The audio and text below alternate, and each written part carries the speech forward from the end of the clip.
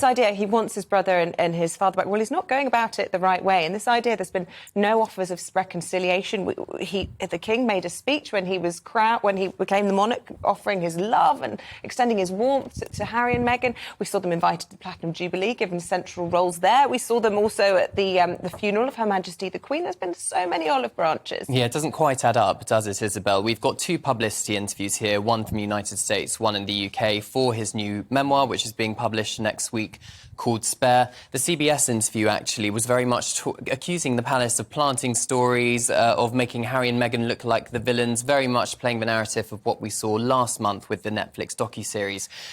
Meanwhile, ITV's publicity interview was all about reconciling. He wants his brother back. He wants his father back.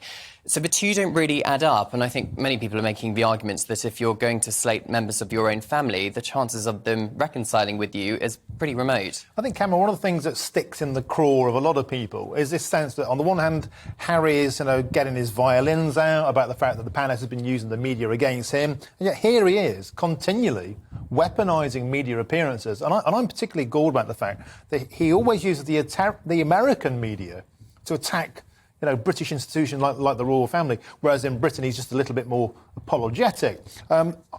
Here's the guy that really wants his cake and he wants to eat it as well, but isn't the best thing just to clam up? Sure. One of the arguments, I think, is perhaps Harry has been backed into a corner because he is now left as a working member of the royal family. He does have to make his own income, and the way he's chosen to do that is by doing all these media appearances, capitalising on the fact he is a member of the royal family still, and unfortunately slamming members of his own family appears to sell, particularly in the United States. We've got this multi-million-dollar book deal that's come out. Obviously, we've got Spare coming out January 10th. There's rumours that Meghan, Duchess of Sussex, is also going to be releasing a new book. There's also rumours of a new self-help book co-authored by the couple. So it's all these appearances which are, I think, perhaps giving the same arguments which we have heard ever since Oprah in 2021, then the Netflix documentary series, but it's the same arguments going on. When he's saying it never needed to be like this, quite right, Harry, it never needed to be like this. Actually, when you watch the Netflix documentary, my favourite parts of it were when we saw a little insight into Archie and Lilibet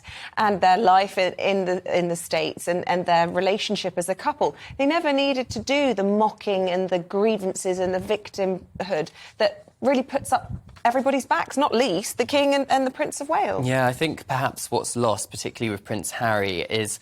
Do you remember the Invictus Games that he has created? This brilliant initiative which supports wounded veterans, this Olympic-like competition which really champions what they can achieve having had these horrific injuries. Of course, Prince Harry also serves 2 tours of Afghanistan himself, and yet all of that is lost. All of that publicity that he could create around initiatives such as that isn't happening because he appears to be so focused on talking about his experience as a member of the royal family. And I think to a lot of people in a cost of living crisis where people are really having to choose between heating and eating, some people are at least, living in the palace with perhaps having issues with briefings or counter-briefings doesn't sit well with people in the UK. Well, Cameron, we learned this morning the American broadcaster that's got the interview was the only network that published pictures of Diana as she lay dying in her car in Paris. So he seems to have overlooked that. It's all, of course, designed to shift units,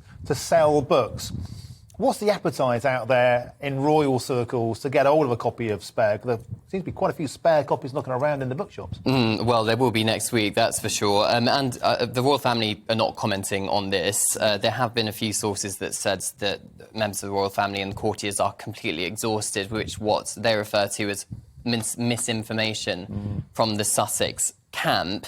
I think the positive perhaps from Buckingham Palace, if they do that, is that it doesn't cheapen the monarchy. They're focusing on their engagements. They're not getting in this Hollywood-style tit-for-tat argument with the Duke and Duchess of Sussex. But the problem for them by not commenting, I suppose, is that we're only getting one side of the story here. We don't have what Prince William thinks or from what Prince William's perspective or King Charles's perspective as to what went down. We're only going to get Prince Harry.